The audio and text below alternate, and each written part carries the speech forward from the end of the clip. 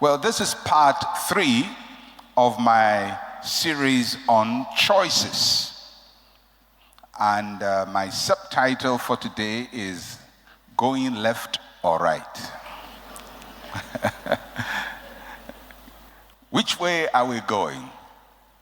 And in the series, we've talked about choices, the important choices we have to make in life. We have to choose what we want to feed on. It's very important that we choose what we feed on, the things that enter into you.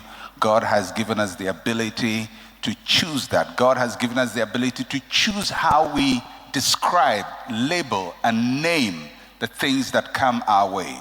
God has given us the ability to choose whom we want to welcome into our lives. Today we'll be looking at the choices we make. And last week we talked about Cain's choice, and we talked about the fact that you can choose to be bitter or better. You can choose how you respond to how the things that come your way and how people treat you, or what you feel about what is going on in your life. And choices are always difficult. We all have the difficulty. I have it, you have it, I believe. We have difficulty making up our minds as to what is the right course of action. What is the right thing to do? Should I go on this trip or not? Should I invest in this business or not? Should I take this course or not? Should I marry this one or that one? Should I do this or not? These are issues that we always have to grapple with, and sometimes we are arrested by the process of indecision that we never do anything because we don't know what to do. But as we have said earlier, whether you choose or not is a choice. So even if you don't make up your mind, you've chosen. So it's better you make up your mind properly and in the right way. So today we'll look at some general principles that will guide us to make our choices. Now, since every situation we face has its own peculiarities, we will not focus on specifics. I'm not going to tell you do this or do that in a specific situation, but I'm going to give you general principles to help us to make the right choices. And we're going to start with something very important that Jesus said about choices in the book of Matthew, and Matthew chapter 7, verse 13 to 14. Matthew chapter 7, verse 13 and 14. The general context is Jesus is talking about the kingdom of God, and he's talking about how we approach the kingdom. So specifically, he's talking about the kingdom and our eternal destination. But we can apply the same word to other choices that we make in our lives, including how we want to spend eternity and how we want to make all the important decisions of our life. I want you to listen carefully to what Jesus says about choices. Enter by the narrow gate, for wide is the gate and broad is the way that leads to destruction, and there are many who go in by it. Because narrow is the gate and difficult is the way which leads to life, and there are few who find it. I'll read it again. I think we need to pay attention to what Jesus says. Enter by the narrow gate, for wide is the gate, and broad is the way that leads to destruction, and there are many who go in by it. Because narrow is the gate, and difficult is the way which leads to life, and there are few who find it. Very profound statement about Jesus. Jesus is showing us two paths open to us. And as I said, in the immediate context, he's talking about matters of eternity, where we spend eternity, whether we're going to receive him as Lord or not. But as a general principle, what he says here applies to our lives in a general way. And I'm not just going to limit it to eternal matters, which is also important because you need to make that decision. But I'm going to broaden the implication or the application of this verse. Jesus speaks about three things that I want to note on. First, he talks about the gate. The gate. The gate is the point of entry. It is the place you begin. It's the thing that invites you to start a journey. It's a point of entry or point of access. And that is what we see first when we want to make a decision. Every decision has a gate. Every decision has a gate. It is a thing that appeals to us or calls to us. That's the gate. Then Jesus talks about the way. The way is the path to travel on. The way is the rest of the journey. And he shows us how the journey can be undertaken. Usually, the way follows the nature of the gate. In the parable that Jesus told, when I come to expand on it, the way conforms to the gate. If we see the gate as beautiful, we will expect the way to be beautiful. If we see the gate as ugly, we will expect the way to be ugly. So there is the gate, let's all say the gate, and then there is the way. And then the third thing Jesus talks about in the parable is the destination. Destination. The way and the gate lead somewhere. That is where you end. In the parable, Jesus talks about the fact that both the gate and the way lead to a place.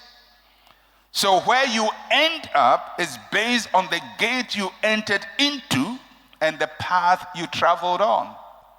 It's not luck. It's not chance. It is based on the gate you entered into and the path you traveled on. Because you are going to end up where you are headed. You don't follow the path to Kumasi and end up in Ho. You don't follow the path to the north and end up in the east. You're going to end up where you are headed. The gate you choose, the path you choose will determine where you end. So, I want you to have in mind what he's talking about. There is a gate, there is a path, there is a destination. If you enter this particular gate, you're going to walk on this particular path, and you're going to end up in this particular destination. Now, you can choose one gate and wish you were on another path. It doesn't work that way. You choose the gate, you follow the path, and it's going to end you in a predictable destination. It is not luck. It is not good wishes. It is predictable. The gate, the path, and the destination. So, in making choices, I want you to have that in mind. There is a gate, the path, and the destination. Let's say that together.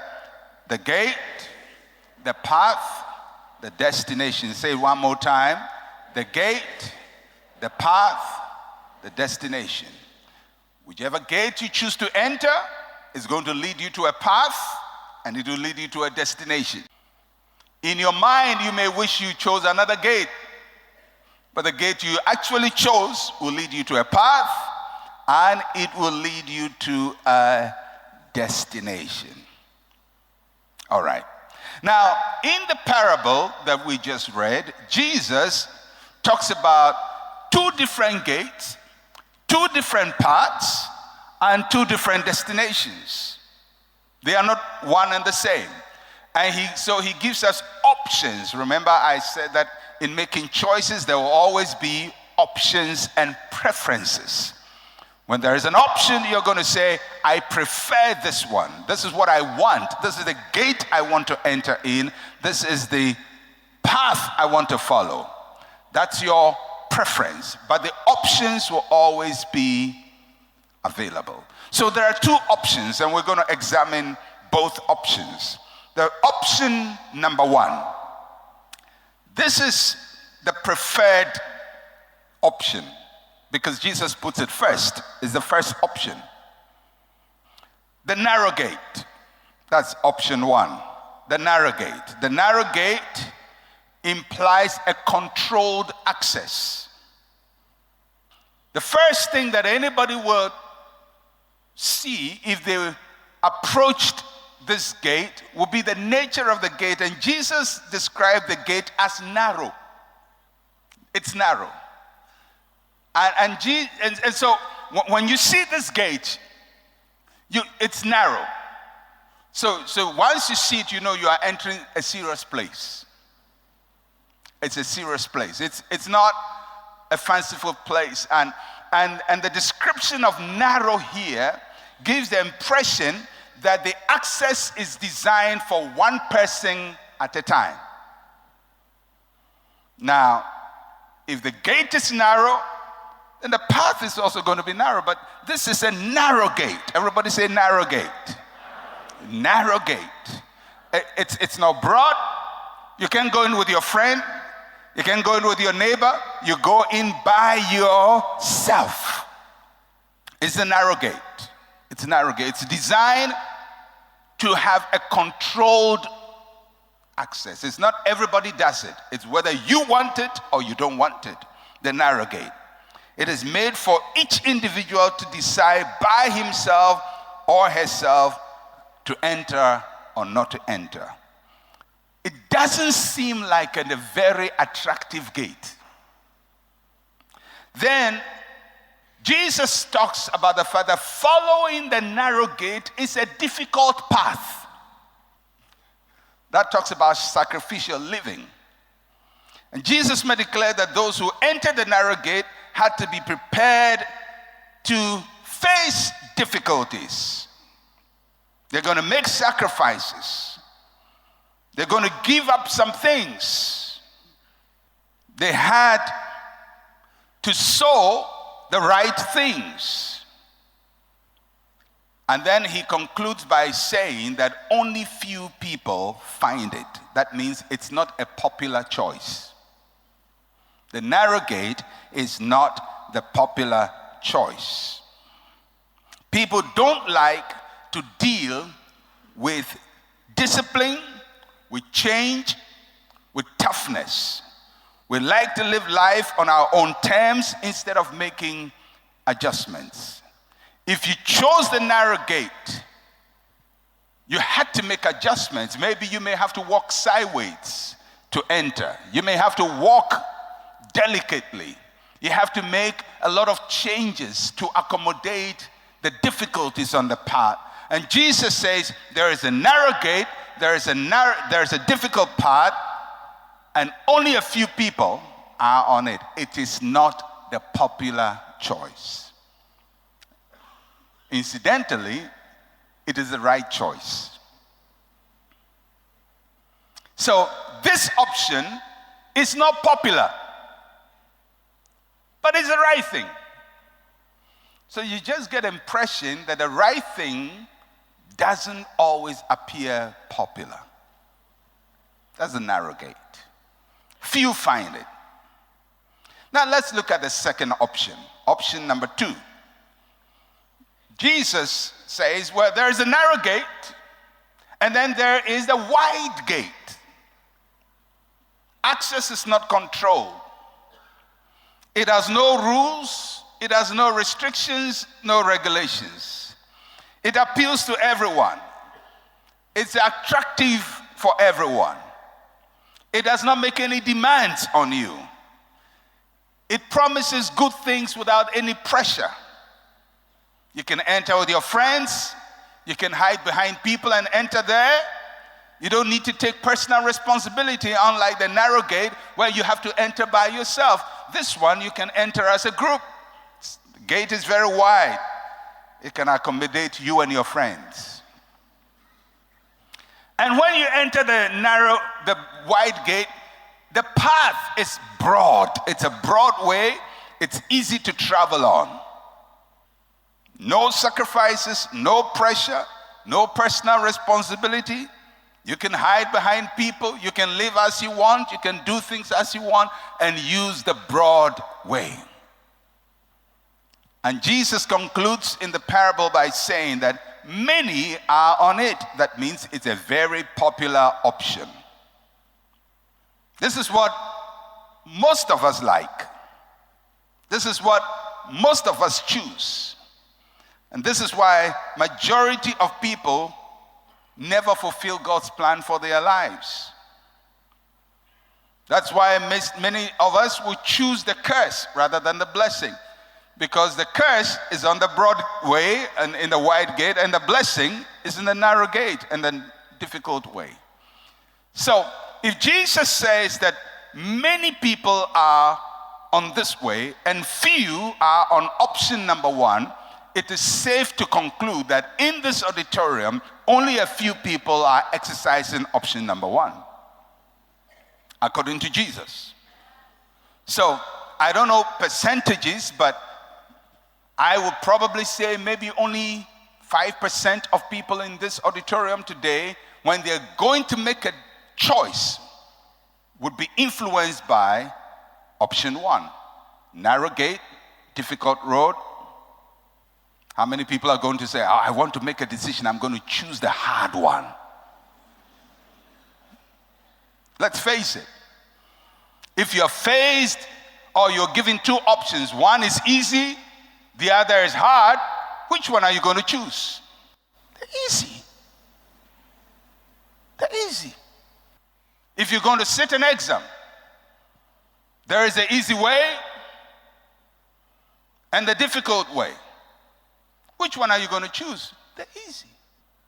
If somebody says, I'm going to give you a tablet, and if you take this tablet, you pass the exam. And another person says you're going to learn all night. No sleep, all night. And you pass the exam.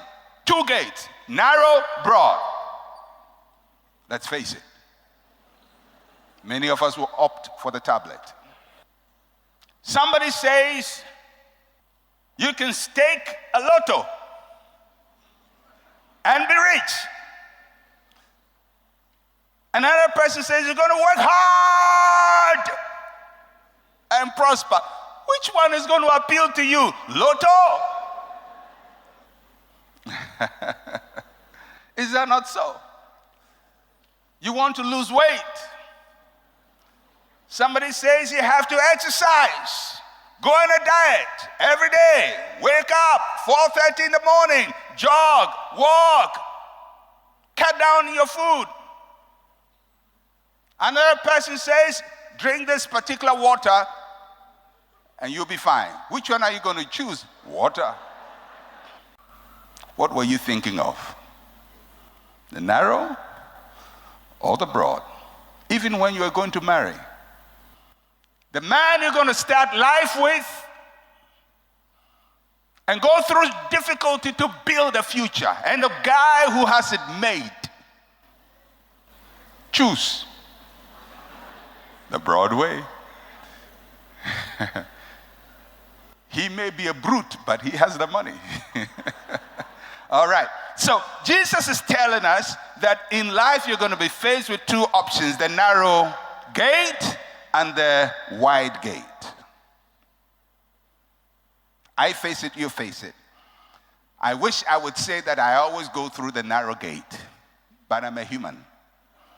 Even Jesus himself said, many. Jesus said it. Many go for the wide gate, the broad gate, including pastors. Many. All right. Okay. So I hope you get a principle. There is a narrow gate a difficult way, it leads to life. There is a broad gate, a broad way, it leads to destruction. Jesus says most people will go for the broad because it's the easier option. Okay, now I'm going to use this as the background to give you two case studies of choices in the Bible from a man and his uncle. So the first case study is in Genesis chapter 13, verse 8 to 13. Genesis 13, 8 to 13. It concerns a man called Lot. I like his name. He likes a lot of things. Lot. Now, Lot was a young man who followed his uncle called Abraham, or Abram at that time, because Abram was going to a place that he believed God had called him to, and Lot followed uncle. And God started to bless Abram, and some of the blessings splashed on Lot. So now Lot is prosperous because his uncle is prosperous and he's related to his uncle. So he has collateral benefit. Now, as a result of this prosperity, there is tension. So the workers of Lot and the workers of Abram are fighting all the time because they all have lots of property. They have sheep, they have goat, they have cattle, they have camels, and the workmen are fighting. So Abram says to Lot, listen, you're my nephew, we're brothers, we're related. I don't think we should be fighting. The land is big, it can accommodate all of us. So I want you to make a choice, and I want you to listen to that story very carefully. Everybody say the broad and the narrow. So let's look at how Lot makes choices. So Abram said to Lot, please let there be no strife between you and me, and between my headsmen and your headsmen, for we are brethren. It's not the whole land before you. Please separate from me. If you take the left, then I'll go to the right. And if you go to the right, then I'll go to the left. That's where my subtitle came from. I'm going to go to the left or to the right. Verse 10. And Lot lifted up his eyes and saw all the plain of the Jordan, that it was well watered everywhere before the Lord destroyed Sodom and Gomorrah. Like the garden of the Lord, like the land of Egypt, as you go towards Zoar. Then Lot chose for himself all the plain of Jordan, and Lot journeyed east, and they separated from each other. Abraham dwelt in the land of Canaan, and Lot dwelt in the cities of the plain and pitched his tent even as far as Sodom. But the men of Sodom were exceedingly wicked and sinful against the Lord. So let's look at Lot's choice. He's been given two options. In the first place, if you're a nephew and your uncle tells you that, common sense should tell you, tell uncle, I'm following you. You make your choice first. But Lot likes a lot of things. So Abraham gives him the option. The land is before you. He looks at where they are, the land of Canaan, and it's a dry land. But that's where they've been, and God has prospered them there. But it's a dry land. It's a land that requires a lot of hard work, a lot of cultivation. Abraham has to work hard. He has to dig wells in order to water the land. And I'm sure Lot all the time has been asking himself, why do you stay here, Uncle Abe? The world is a big place. You are too old-fashioned. The world is improving. You don't need to be here and be digging wells and watering the place, because across on the other land, which you say God says is yours, we don't need to dig wells. And I'm sure that has been his mind. He always thinks his uncle is old-fashioned and the uncle doesn't really understand modern economics. modern marketing principles. So now he has his big break in life. So Abraham says, whatever you choose, I choose the other. I will survive anywhere. I'm okay with any land. If you choose where I am, I'll go there. If you choose there, I'll stay here. Lot looks at where Abraham is. The Bible says he lifted up his eyes. He didn't look down. I like him. Young people like to lift up their eyes. Vision. So he doesn't look at the land where they are because he hates it. Too much hard work here. Too many wells to dig. Too much hard work. He lifts up his head and he looks up there and he sees the green land watered by rivers, well irrigated. Everything is lush. Things are working well there. But he doesn't notice that it's by another city. And he's probably not figured out, why is my uncle not moving to that city? Because they seem to be doing well. But uncle is staying here. But he looks at that land and he just sees, if I move here, breakthrough. So he moves. So let's look at the basis on which Lot makes his choice. He's enticed by the sight of easy access to wealth. The land was vast before him. It was very fertile. It had money written all over it. He doesn't need to struggle too hard. So he's looking at how easy life is going to be. Obviously, he's not choosing the narrow gate. He's choosing the broad gate, the wide gate, not the narrow one.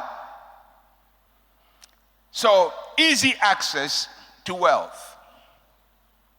He's excited by the promise of low effort for high results. It's a well-watered garden.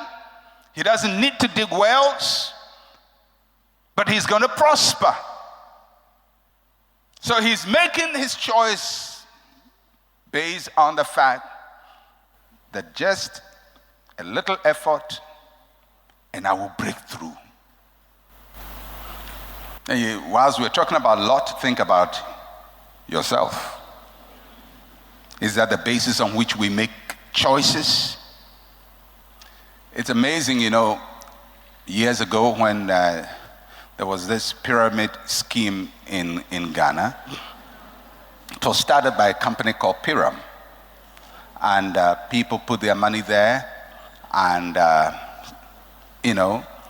over time, the company started collapsing.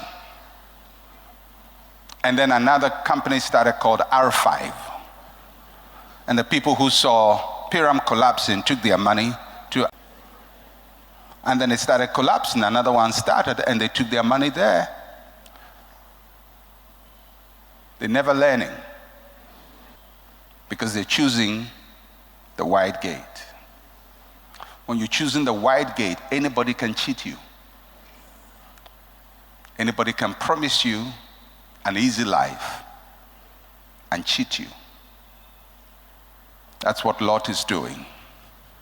And not only does he do that, he encamps around the wrong crowd. He left Abraham and moved closer to a people with no morals. The Bible describes them as exceedingly wicked and sinful people. When God says you are wicked, you are wicked. He gets close to these people. They are on the broad way. If you look at the progression of Lot's choice, in verse 10, the Bible says he saw. In verse 11, he chose. In verse 12, he pitched his tent. As a matter of fact, if you know the story of Sodom and Gomorrah, which is the land he moved close to, when the angels came to destroy Sodom and Gomorrah, in Genesis chapter 19, verse 1, Lot's position is very clear. The Bible says, now the two angels came to Sodom in the evening, and Lot was sitting at the gate of Sodom. He saw, he chose, he pitched his tent close. But by the time the angels came, he's now sitting at the gate. He's the gatekeeper. He has taken charge of the Sodom way of life. And in the olden days, the gatekeeper, they determine who come in and out. They are the prominent citizens. So he's become a prominent citizen of the city. He saw, he chose, stayed close. Now he's the president or district chief executive of Sodom. And he's ruling there.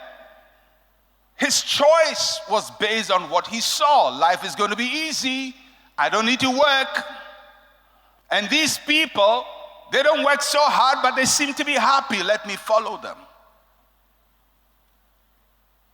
If that's the basis of your choices, you're going to end up where Lot ended up. Lot started having problems. First, some kings came and fought Sodom and Gomorrah and took Lot captive with the rest of the city. Abraham had to go and set him free. And after that, God came and rained fire and brimstone over the land, and Lot had to flee. With his wife and 2 daughters, the wife became a pillar of salt. One man's decision turned the wife into a pillar of salt, and the 2 children ended up having children with him. One decision. He lost everything, lost his wife, lost his dignity, fathered children with his daughters. One decision. It's amazing where your choices will end you.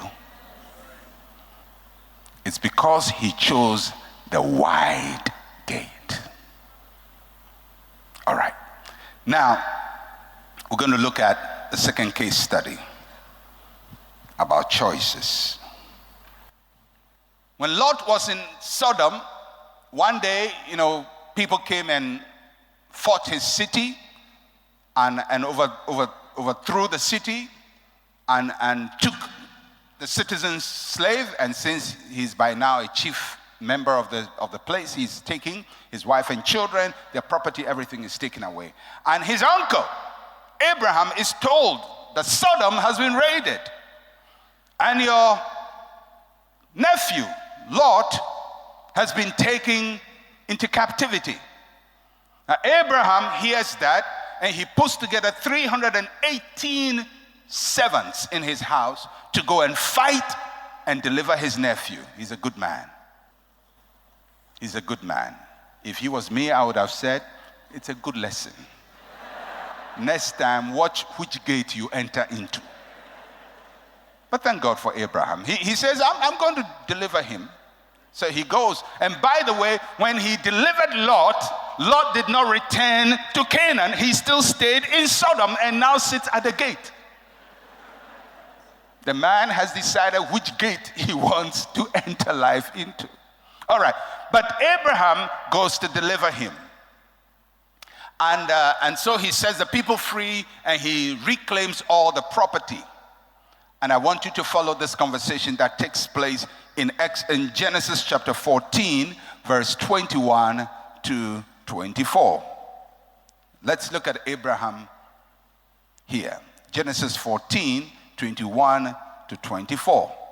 Now the king of Sodom said to Abraham, this is after Abraham had delivered the people and he has brought all the people back and the property, the goods. The king of Sodom, that is Lot's president, the king of Sodom, said to Abraham, give me the persons and take the goods for yourself.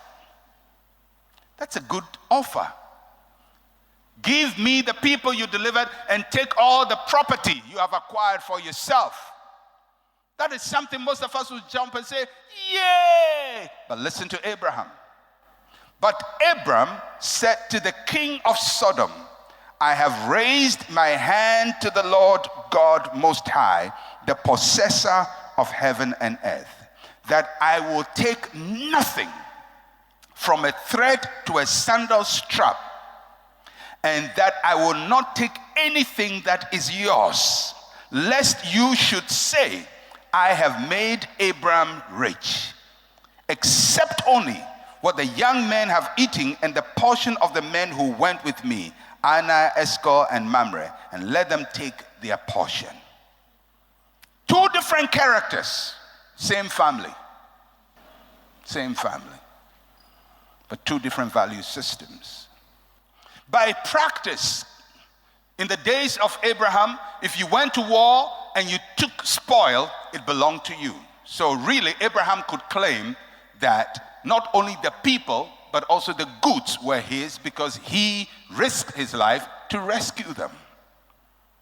But he didn't take advantage of the situation. He didn't actually go to war because he wanted property. He went to war because he wanted his nephew free. And so we see a huge difference between Lot and Abraham. Different value systems. So let's look at Abraham's choice. He said a few things. He says, I have raised my hand to the Lord. What does that mean? Abraham lived his life on the pledge of integrity before God. Abraham's understanding of what God expected from him shaped his values. I have pledged before God. I don't just live my life anyhow. I don't just follow the crowd. I do what God wants me to do. So, Mr. President of Sodom, your offer is impressive, but you're not the one I deal with. I deal with the one whom I have raised my hands to. Definitely, that will limit his options. It means that Abraham has chosen a life that excluded so many things and so many people from his life. I've raised my hands before God. It's a very narrow life. The options are limited for him. And this big breakthrough, he can't take it because he says, I've raised my hand to God. Are there opportunities in your life that you can say, I've raised my hand to God, so I'm not going to do this? I've raised my hand to God, I'm not going to do that. It looks nice, it sounds good, it smells good, but I've raised my hand to God. And that's where we have to get to. Abraham's choice was based on honest acquisition of wealth. He was committed to honest acquisition of wealth. He says, I would take nothing that is yours. Abraham said again. Abraham was not a mercenary who only fought for money. He wanted everybody gathered to know, yes, I am strong. Yes, I have an army, but my sword is not for hire, and I don't fight for money. There is something more important that will make me go into battle, but not just money. And not just because I want to get what you have. Abraham did not have a sense of entitlement. Many of us live life with a sense of entitlement. We seize people's property, we take it. One of the biggest challenges we have in Ghana and many countries like Ghana is petty thievery. Petty thievery. Petty thieves. At home, you get a house help, they're going to steal from you. At work, they steal from you. Everywhere, they steal from you. People are always looking for opportunity to pinch. Office paper, office pen, office this and office that. They have to claim TNT for traveling. They will extend the mileage. They have to reclaim petrol. Instead of 2 gallons, they claim 4 gallons and lie because they want to take what they have not worked for. It is a lifestyle of the Broadway. Abraham said, I have pledged to God, I'm not going to take anything that is yours. He's saying, it's your property. I fought for it, but originally it is your property, and I'm not going to take it because I know how to prosper by myself. I'm not looking for shortcuts. I'm not looking for already made solutions to my problems. I know how to work hard. Hard work doesn't kill me. On the narrow road, that's how we talk. I'm not marrying because I need a quick access to prosperity. So I see that individual who doesn't qualify by any measure to be my spouse, whether it's a male or female, because these days it goes either way. There are men looking for prosperous women. No matter how they look, function, behave, we're looking for the easy way out. And there are ladies whose eyes are recklessly eyeballing, going left, right, left, right, looking. And even when the man is married, they want to get him by force. Are you a lazy person? It's the Broadway. The people who are stealing people's businesses, stealing people's money, undercutting people, all because they want to reap where they have not sown. So Abraham says, I'm committed to honest acquisition of wealth. I will take nothing that is yours. We have to make that decision. We have to make that promise. I will take nothing that is yours. You can put your wealth in my hand, I will not take it. You can trust me, I will not take it because it is not mine.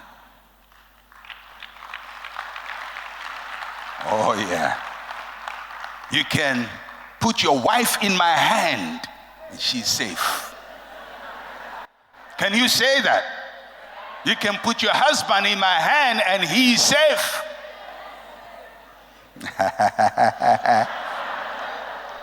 All right. Abraham was determined to make God the source of his success. He says, the reason I'm not going to take it from you is because one day you are going to say, I have made Abraham rich. But really, God is the one who called me from my father's house and brought me this far. He says he will bless me. And if God says he's going to bless me, he's going to bless me. And I'm not going to give you the place of God in my life. You're not going to be my source of supply. You're not going to be my Lord and my God. You know, there are many of us who have made other people our gods. So, Abraham, Lot, the broad and the narrow. We see how it ended with Lot. He gets caught in a battle, he's delivered, and he goes back to the same city. Because one of the things I have come to realize, when people choose a gate, they don't come out of it easily. They stay. They get disappointed with their get-rich-quick schemes. But the next one will catch them. The next one will catch them. The next one will catch them because they are attracted to the wide door. And Jesus says many of us are on it. That's why sometimes we repeat the same thing happens to us over and over and over and over and over and over and over. We make investment, it gets lost. You make investment, it gets lost. We start something, and then after some time, you're going to say it's a witch. I believe that there are people who can supernaturally try to limit your access to God's blessing, but sometimes you have to ask yourself, what am I doing about this? What is it about my values, my choices, that makes me always have these things happening to me? People are cheating me every day. Are you predisposed to the Lot way of life? are the Abraham way of life. Whether you're going to take an exam, you're going to invest in business, you're making a friend, all of these decisions and choices you have to make are going to be governed by which gate you choose to enter in. You make friends because you want to take advantage of them. Or do you make friends because you want to really invest into their lives? Are you choosing the narrow gate or the broad gate? So, in conclusion, let's look at the lessons we learned from what we've looked at today. If we're going to choose, we have to choose on the basis of godly values. This is where we should start. Our choices must rest on godly values. God does not choose on the basis of appearances. God chooses on the basis of his eternal purposes. He looks at the heart. He looks deeper. Because beauty is vain. Stature is deceptive. Get it? Beauty is vain. Stature is deceptive. Money will fly. Whether you're choosing a marriage partner or a business opportunity, we must go beyond the surface attraction. We must go beyond self-interest. Choose on the basis of godly values. Second lesson, choose to work towards your desires. Work is not a curse. Hard work is not a disgrace. Even when God makes a promise to us, we must work to bring it to pass. Israel was given a promised land, but they had to fight to possess it. They were promised a land flowing with milk and honey, but they had to plant the corn and the wheat and the barley in the land flowing with milk and honey. Because in the land flowing with milk and honey, nothing flows. Everything grows. It's going to take hard work. It's going to take concentrated effort. You want to pass that exam? You're going to learn. You're going to learn. You can't be joking and then go for a prophetic word and hope that a prophecy will pass the exam for you. You will fail with the prophecy. If you want to pass, you're going to work hard. You're going to sit down and concentrate and learn. There's no easy way. It's a narrow gate. You're going to learn. You want your marriage to work? You're going to stay and work hard and change. And ask for forgiveness and apologize. And be caring and be courteous and be generous and be kind and be nice and stop insulting. It's the narrow road. It's easy anytime you have a problem with your wife to say, go home, leave home. Or anytime you have a husband with your husband, I'm leaving. Values. Because if you don't get the values right, every little thing will shift you. We have to build well. We have to build well. We have to choose to go the full distance of our journey. When you choose the narrow gate, you will travel a difficult path. You will have struggles. You will have setbacks. You will have disappointments. You will see others on the broad way who take the easy way out and be tempted to also take the easy way out. However, if you choose to enter through the narrow gate, you must stay on track to the end of your journey. And Jesus says you will find life. You will find life.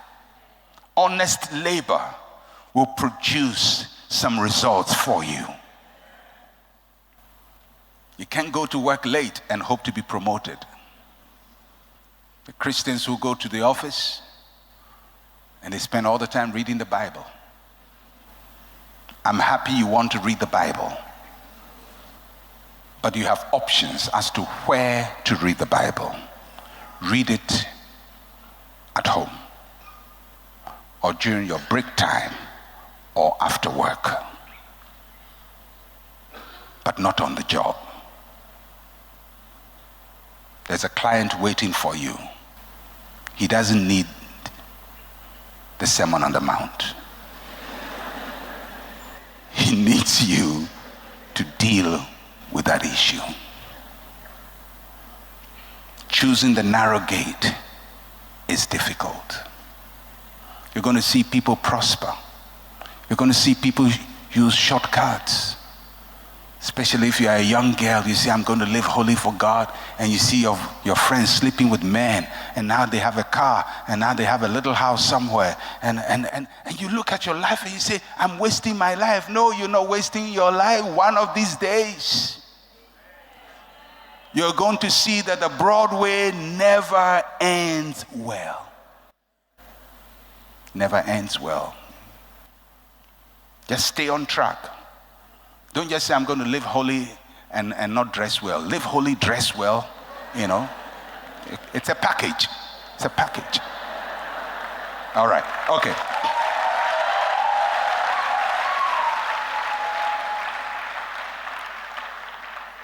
And the final lesson we learn is that we have to choose to let God be magnified through our story. The end of the road for those who choose the narrow gate is good.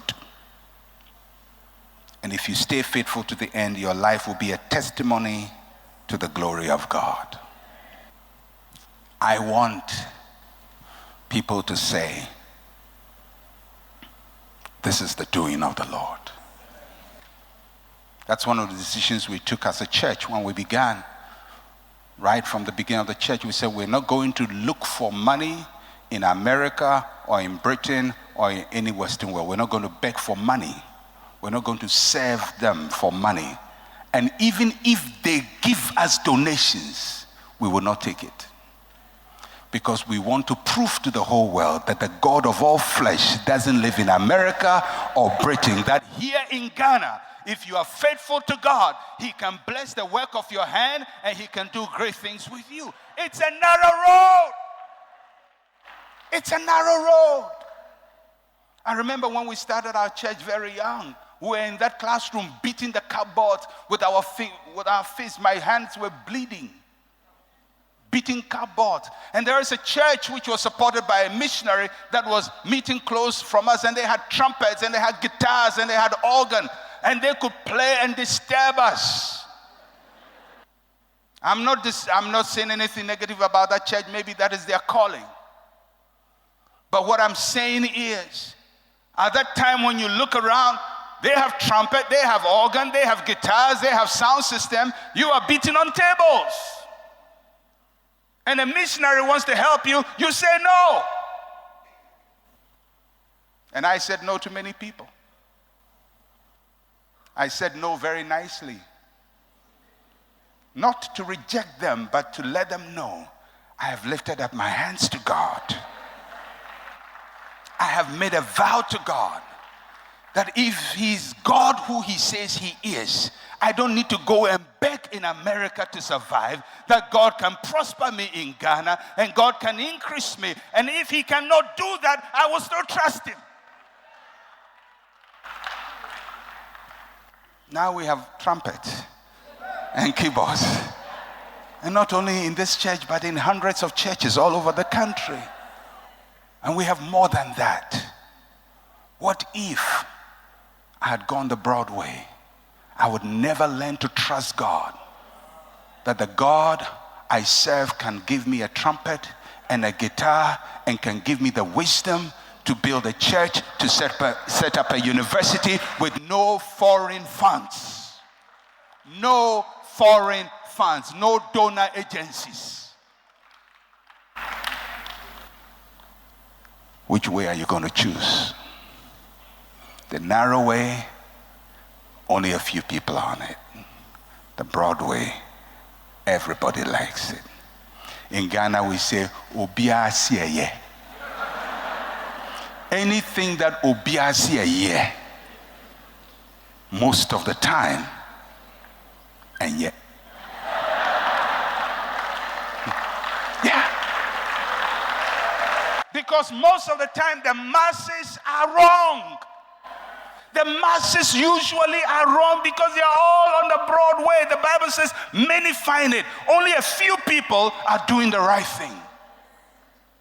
If you're looking for a popular choice, you're always going to end up wrong. Many times to do the right thing, you're going to go against the tide. You're going to make choices and options that will put pressure on you. People will think you have lost your brains.